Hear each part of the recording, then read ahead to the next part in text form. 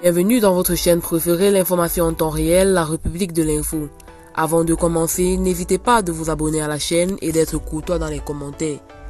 Du côté du Mali, les bruits de bottes sous du sable chaud du Sahara septentrional malien, sur fond de déplacement massif de populations déferlant dans les refuges provisoires des villes du Nord, elles-mêmes au bout de la congestion et progressivement mises sous embargo terroriste.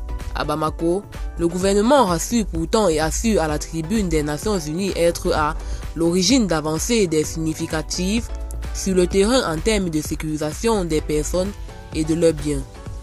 Le contraste était saisissant ce lundi 3 octobre dans les locaux de la Direction des informations et les relations publiques des armées (DIRPA). Le colonel Souleymane Dembélé est catégorique. On parle de l'EIGS, mais jusqu'à preuve du contraire, les femmes manœuvrent par l'EIGS sur le terrain. En clair, pour le patron de la communication des forces armées maliennes, la supposée menace que ferait peser l'État islamique au Grand Sahara, Ménaka et autres régions du Nord relève une vulgaire campagne mensongère des médias occidentaux contre les FAMA. Rien moins. Fanfaronnade ou conviction réelle fondée sur la réalité du terrain, est-on fondé à s'interroger? Les plus lucides concluent assez vite au premier thème, dont les propos voulus rassurants du colonel Dembélé ne parviennent guère à s'émanciper au choix du registre de la paléonodie, de la politique de l'autruche ou de la cécité volontaire. De toute évidence, le bellicisme radical, de plus en plus extrémiste des militaires au pouvoir au Mali, a des effets soporifiques sur une population dont il fait convenir du soutien encore réel d'une importante frange. Cette posture de déni des faits fait l'économie de l'impératif de réponse à ce qui apparaît de plus en plus comme une déroute de l'État face aux ordres djihadistes.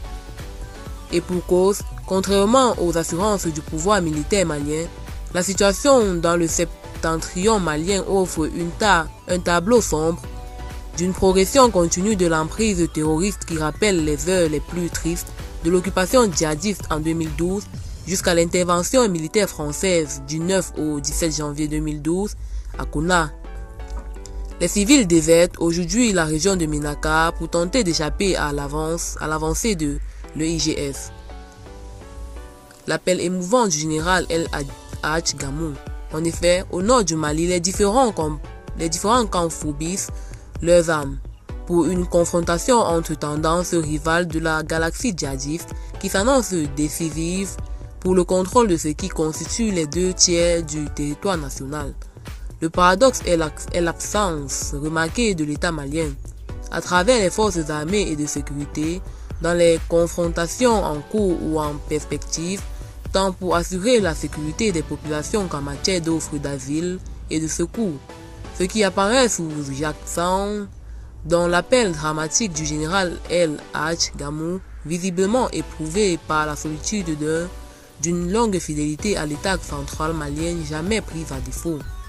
En effet, le général Gamou, général de l'armée malienne à la tête du pro-gouvernemental groupe d'autodéfense Touareg, Imgad et allié Gatia, avait appelé les habitants des différentes localités autour de Gao et Ménaka à refluer pour se réfugier dans les villes du Nord, disposant encore de garnisons. Eh bien, c'est tout pour cette note d'information. N'hésitez pas à mettre en commentaire vos impressions et à très bientôt pour une nouvelle note d'information.